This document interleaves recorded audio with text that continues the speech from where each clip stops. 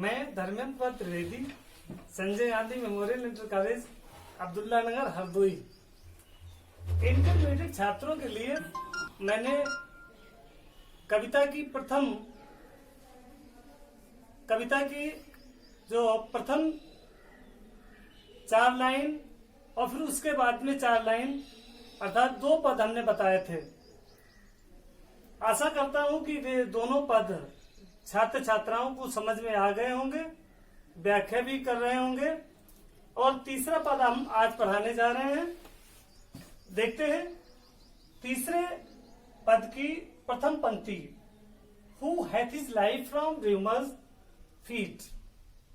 Who hath, जो hath means has, जो अपने जीवन को अफवाहों से मुक्त रखता है, जो अपने जीवन को अफवाहों से मुक्त रखता है। रूमर्स मीन्स अफवाहों से मुक्त रखता है। फ्रीड मीन्स मुक्त रखना। तो जो अपने जीवन को अफवाहों से मुक्त रखता है वो व्यक्ति सुखी होता है। Whose conscience is his strong retreat, जिसकी अंतरात्मा, conscience means inner soul, is strong retreat. Strong retreat means मजबूत शरण स्थली, जिसकी अंतरात्मा उसकी मजबूत शरण स्थली है, वो व्यक्ति सुखी होता है। तीसरी पंक्ति है whose state can neither flatters feed, और जिसका जीवन चापलूस प्रभावित नहीं कर सकते, वो व्यक्ति सुखी होता है। और चौथी पंक्ति में कवि ने बताया है nor ruin make operations great. Operations मतलब होता है विनाश करने वाले, अर्थात कहने का तात्पर्य ये है कि जो विनाश करने वाले व्यक्ति हैं उसका विनाश करके महान नहीं बनते, वो व्यक्ति सुखी होता है। ये इस पद का सीधा सा भावार्थ हुआ। अब इसको हम व्याख्या कैसे करेंगे? व्याख्या के लिए जैसा कि हमने पिछले टर्न पर बताया कि सबसे पहले हम उसका संदर्भ लिखते हैं। संदर्भ को कैसे लिखते हैं? संदर्भ को इंग्लिश में हम रेफरेंस कहते हैं। रेफरेंस, तो रेफरेंस कैसे लिखते हैं? बहुत ही सिंपल शब्दों में हम रेफरेंस लिखना शुरू करते हैं। This stanza has been selected from the poem character of a happy life composed by sir Henry Wotton. ये बहुत ही सरल शब्दों में इसका संदर्भ है। दूसरी हेडिंग आती है कॉन्टेक्स्ट की। कॉन्टेक्स्ट को हिंदी में हम कहते हैं प्रसंग। प्रसंग कैसे लिखते हैं? प्रसंग बहुत ही कॉमन पॉइंट हम लेते हैं। एक बहुत सीधा साधा जो कॉमन पॉइंट है कविता का, वो हम ले लेते हैं। इस संदर्भ में हम लिखेंगे in this stanza the poet sir Henry Wotton describes about some qualities which make a man happy।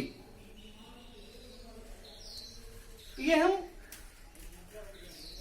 सरल शब्दों में इसका कॉन्टेक्स्ट लिख देते हैं और उसके बाद में हम व्याख्या की शुरुआत छोटे छोटे सेंटेंस के माध्यम से करना शुरू करते हैं। देखते हैं प्रथम पंक्ति कैसे हम व्याख्या करते हैं। Who hath his life from rumors feed?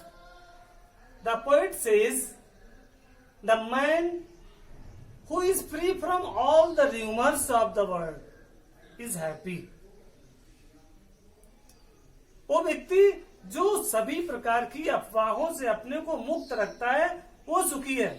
Otherwise, a man who is not away from rumors is not happy, cannot become happy।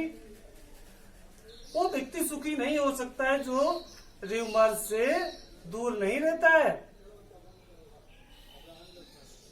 सुखी जीवन के लिए अफवाहों से मुक्त रहना बहुत आवश्यक है। दूसरी जो पंक्ति है, whose conscience is strongly treated, जिसकी अंतरात्मा उसकी मजबूत सरल होती है।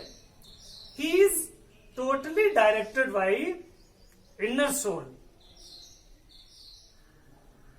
That man is happy who is guided, who is directed by inner soul. Actually, inner soul is direct the voice of God.